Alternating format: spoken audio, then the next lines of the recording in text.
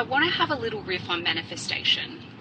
And it's crazy that those words are coming out of my mouth, because manifestation isn't something that I teach or talk about. It's definitely something that I've immersed myself in before, in terms of, you know, anybody in the personal development or spiritual world has dabbled in manifestation, and you wouldn't be here if you weren't intent on bringing your dreams to life in some way, or attempting to be the version of you, another version of you, and sharing who you are with the world, right? We all want things, we all have desires, and that is human nature. And I feel like manifestation has become an overly commercialized topic. Even that word, as soon as I hear that word, like it's certainly a buzzword. And I feel like a lot of people are using the buzzword to garner attention, to garner eyeballs on their work in particular. So I'm not using it in that way, and I just wanted to preface this transmission with that. But I actually have been in contemplation around manifestation this morning, and the reason for that is because I actually feel like we've been led astray a little bit. I feel like we've been led down the garden path, so to speak, in the manifestation tools and techniques, and what we've been, the process of how we've been guided into manifesting what we want to manifest. And I say that because something profound for me dropped in this morning, and I want to share it with you. I was listening to a recorded reading that I had. It was actually an astrology reading. And I've had readings with many different practitioners, and, you know, a lot of the time they're recorded. And on occasion, when I wake up and I want to tune in to something, or a lot of the time I'm asking for guidance as to what, you know, one of my practices is that I've shared before, is that I ask when I wake up in the morning to be guided to what I need to see, what I need to hear, what I need to feel, or what I need to experience. I'm asking life to show me, or to be guided toward what I need on any given day.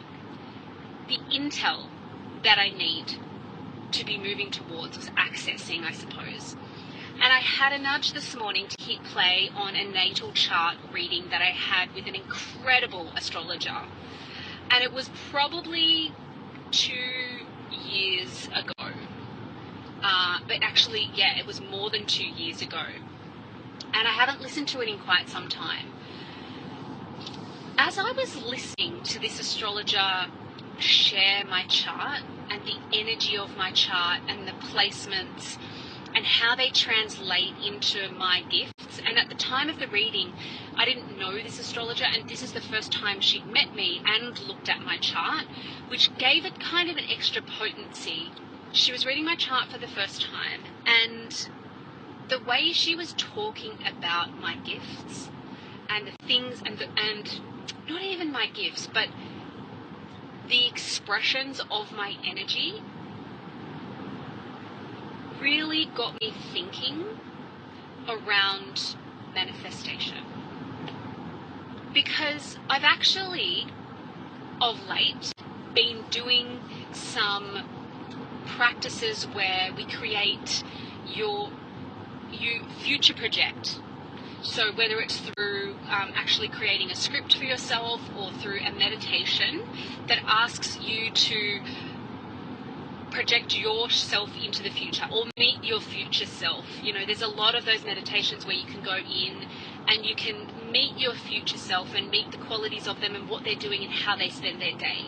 And I've been doing these practices for a few years, and I feel like they can be very powerful, because it connects you with a version of you that is somewhat more advanced than who you are now.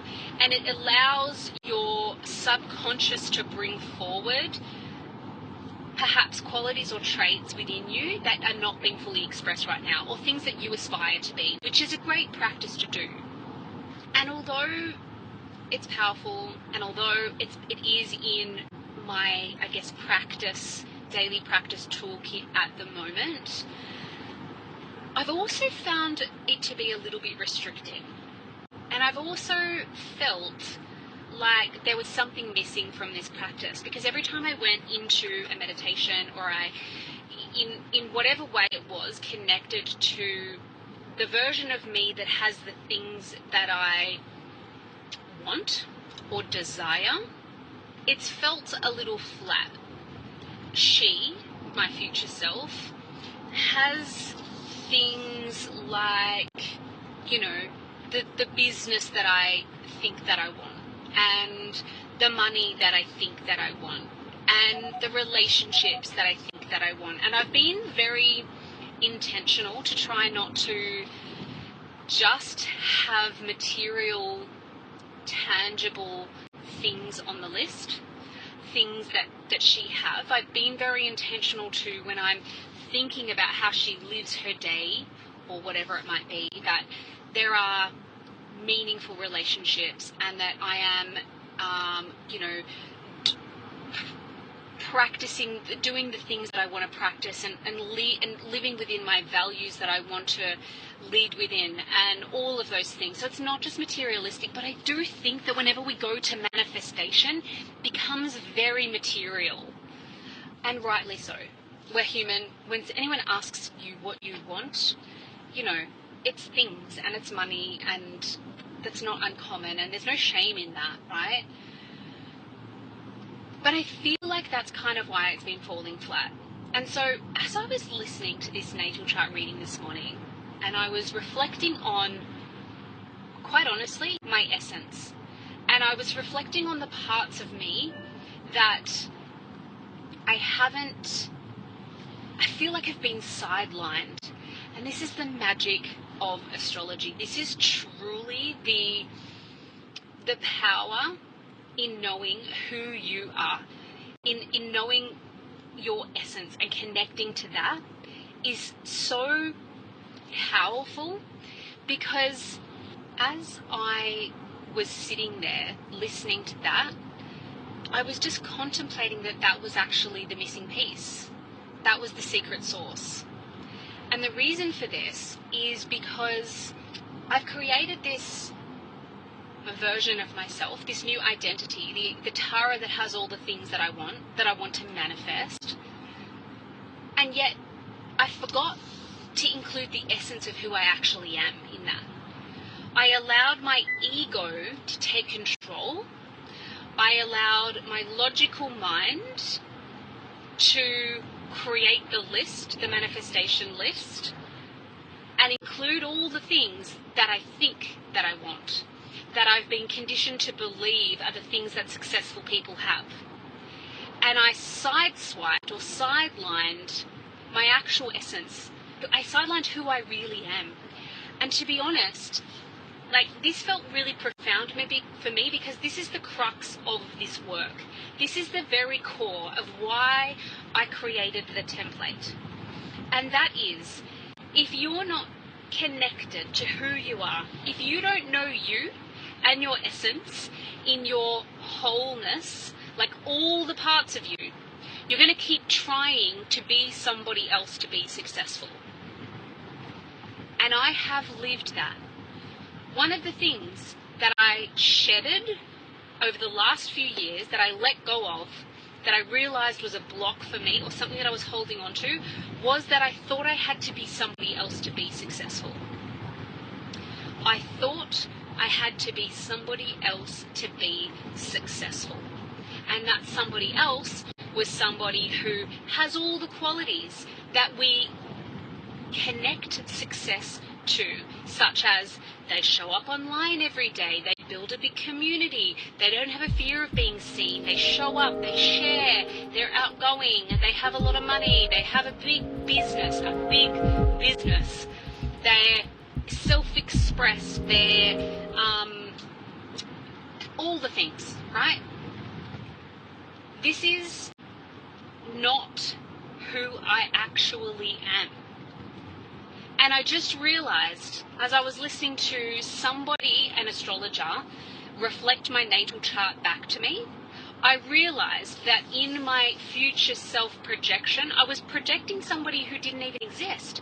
I was making up a version of me that was actually somebody else, that actually didn't have my very essence, the very template of who I am included in that. And I'll explain what I mean.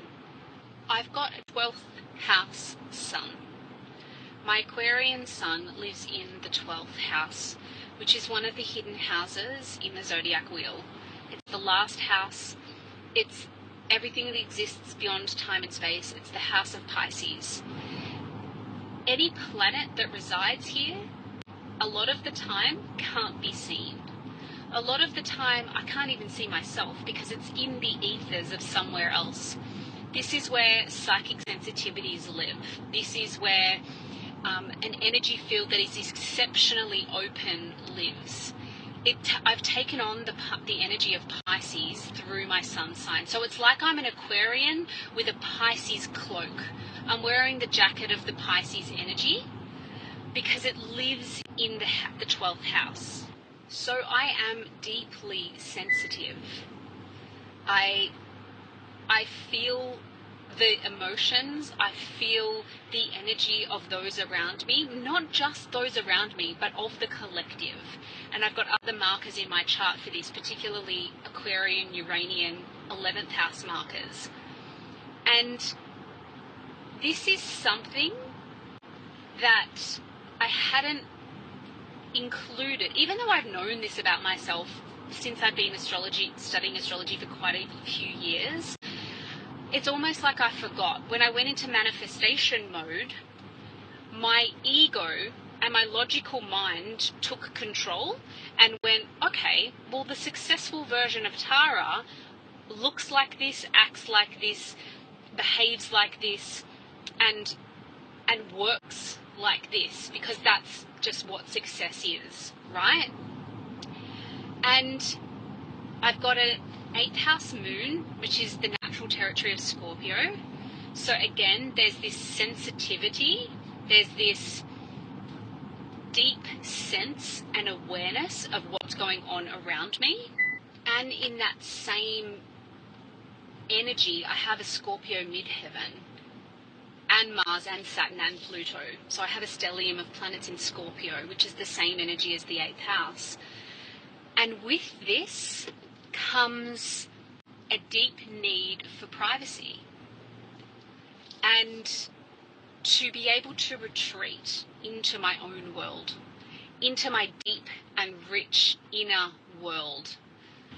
And with the 4th house north node, my soul has chosen to move toward this internal world. And that's a marker in my chart that is asking me to honor that in this lifetime. And yet, I still am having the expectation of myself that I'm this being with endless amounts of energy that can be on all the time, that can be out connecting with humans all the time, and other energies that can be sharing, that can be doing all the things. And I mean, just on the most basic level, I have very young children at the moment that require a lot of my energy and attention, and expecting myself to be creating a life, a successful life, or a version of success that requires me to be interacting with the outside world, with the noise and the stimulation of the outside world in such a big way, would completely take away from my ability to care for my family in the way that I need to and the way that I want to. And so I had this kind of realization that who I innately am, my essence and my blueprint, is actually not at all in congruence with the version of success that I was projecting onto myself, or was that I was projecting out or asking for from the universe. And whenever we're not in congruence, things won't manifest. I mean, that's one of the basic rules, right, of manifestation. if there's an incongruence with who you truly are and what you're saying you want, that's one of the biggest blocks there is. And so I had this realization. And then what followed on from that was the realization that the modern way that we're being guided into manifestation, not by everyone, by the way, but by a lot of techniques and tools and programs, is to write a list of desires and then to imagine yourself living out those desires and get into the feeling of living out those desires. And, you know, that's a simplistic version of it, but that's essentially the work. And like meditate every day and get yourself into that state where you're feeling the feelings of being that version of you. But the part that's missing, and I guess the fault in that, if I want to be really direct, the fault in that is that that list of desires was created from your ego. When somebody asked you what you wanted to manifest, your deep subconscious programming, the programming from the moment that you were born into this society that we live in, was that there are certain things that successful people have. And then in order to be considered successful, you also need to have those things. And so your desire list came from that program, not from your actual template, not from the template of who you are and who you're here to become. And so we're all projecting our manifestations out into the world that are actually just copy and paste versions of success. And after I had this realization, I went on to channel and to receive a code for myself that is going to profoundly change the way I show up and share.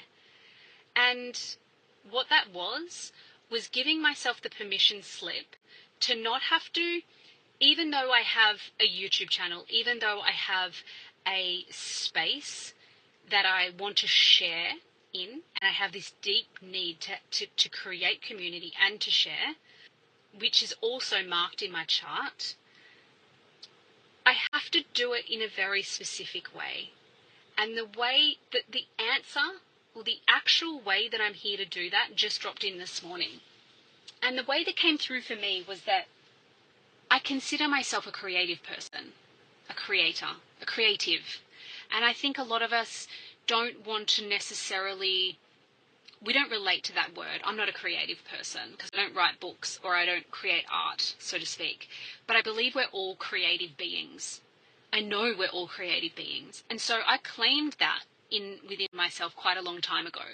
As a creative, my work is my art and my work is deeply sacred, to the point where I do not feel it necessary anymore that when I've hit record on something like today, like my channel opens and I want to share something, I want to share a part of my work, I don't have to hit publish on the same day. And what I realized this morning is because I'm so open, and to just throw in a little human design reference here, all the energy centers in my chart, bar 3, are open. I'm also a 2 line, which is the hermit. And then I have all of those astrology markers. So they, you know, the human design system is talking to the astrology system here, and they're saying the same thing. They're saying that I'm a hermit. They're saying that I'm deeply private. They're saying that I need to retreat into the depths of my inner world to work, to create, to allow bodies of work to flow through me without interference. And this has been the missing piece for me. I've allowed too many people in my field by means of just interactions, daily interactions, or by means of feeling like I have to show up on social media, although I haven't done that for many years now, when I did, or thinking that I need to be doing a weekly podcast and sharing that. Even if you hit publish on whatever it be, a podcast episode, a piece of writing, or a post, you're getting feedback from the outside world. And as a sensitive person, people's comments, people viewing that, you're tuned in to the collective field just by hitting post, right? And this is impacting the way we feel, the way we see ourselves. It's interference. And that word keeps coming up for me. There's been so much interference in my field that I haven't had the spaciousness to create in the way that I'm designed to. And the way that I'm designed to is to go into my cave, be a hermit for a period of time, and allow my work to bubble up within me, and to swirl around and give it the spaciousness that it needs. Give it the respect because it feels so sacred to me. Give it the space, and then when I feel called, then when it feels ready, come out and share it. And that is counterintuitive to everything that we're told when we want to have a certain amount of impact or create a community or reach people or share with people. I've always been beating myself up around not feeling like it feels off to be on every day. I can't show up and share every day. It wipes my energy and it disconnects me from myself.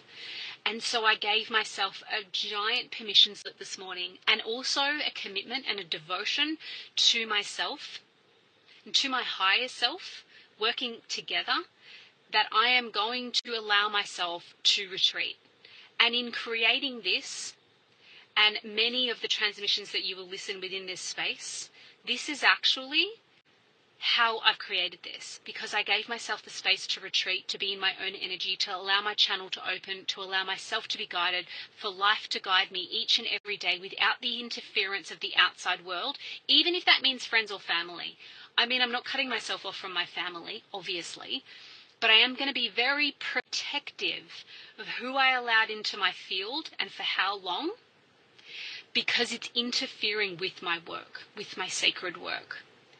And so even though it feels really scary and it feels counterintuitive to not show up every day and churn out the posts and the content and the work like we're told to, it's like, no, I'm going to give myself 3 or 4 weeks, and I'm going to allow what wants to come through me to be birthed in a sacred container, and I'm going to play with it and allow it to, I don't know what the words are, but it feels very magical. And then when I feel ready, I'm going to share it. And that has honestly been the missing puzzle piece. I've been kind of pushing in fair amounts of resistance around getting the template launched, around getting the Emerging Mystic Space online home launched. And it's because I've felt and I've been pushing myself to share and to show up. That is not the way I'm wired. And I guess to wrap this up, if you don't know where to start with any of this and you haven't had a natal chart reading, I highly, and I'll keep saying this over and over again, please do. Please have one by a really good astrologer, perhaps through recommendation. Allow yourself to have a reading and to have yourself reflected back to you, and then keep going back to that. That's part of your template. And do your own research into your own chart. And this is what, again, I'm going to keep repeating. But if you want a place to start, look to the house of your sun sign. We're always referring to our sun. Where's your sun? Is it in Aquarius? Is it in Pisces? Is it in Leo? And we're looking to the sign, but we're not looking to the house. And I think the house is truly the key to unlock how you're here to interact with the world. Because if I'm an Aquarian sun at my core, my ego is Aquarius. But my jacket, the jacket that I'm showing up in the world, and the portal almost, like the way I interact with the world is through the house. Because mine's a 12th house, it's not very open. It needs its space. And just in knowing that piece of information, it's changed the way I see myself, and it's changed the expectation that I put on myself of how I need to operate. And so go and have a look at where your sun lives, and then look at that house, look at the look at what it connects to. So for example, if it's a first house sun, it's an Aries energy, and it's connected to Mars. And that's the archetype that you'd be looking into. You know, the fire and the energy and the action and the courage of Aries, that's the jacket that you're wearing. And so each house, as it goes around the zodiac wheel, connects with an archetype or one of the signs. And a simple Google search will tell you. So find the house, find the archetype, connect with the energy, and then ask yourself how this changes how you're interacting with the external world, and how you might be better wired to share you and your essence and your magic with the world. And perhaps how you're not meant to. In my case, I'm not meant to show up every day the way somebody potentially would be with one of those firehouses, or maybe someone with the stamina of an earth sign. And obviously your whole chart will come into play here, and there'll be different markers, which is why a reading is so significant. But it feels like the house is a really good first step into this. Sit with how it overlays over your ego, the sign of your sun, and then sit with your projection of your successful self. Because now for me, the successful version of me has the spaciousness and the resources to retreat every few months and go into my cave and create my magic and then come back out again. And that's my new version of success. So I implore you to go, and without the ego and without the mind and without the projections of everybody else, go and find out what your version of success is.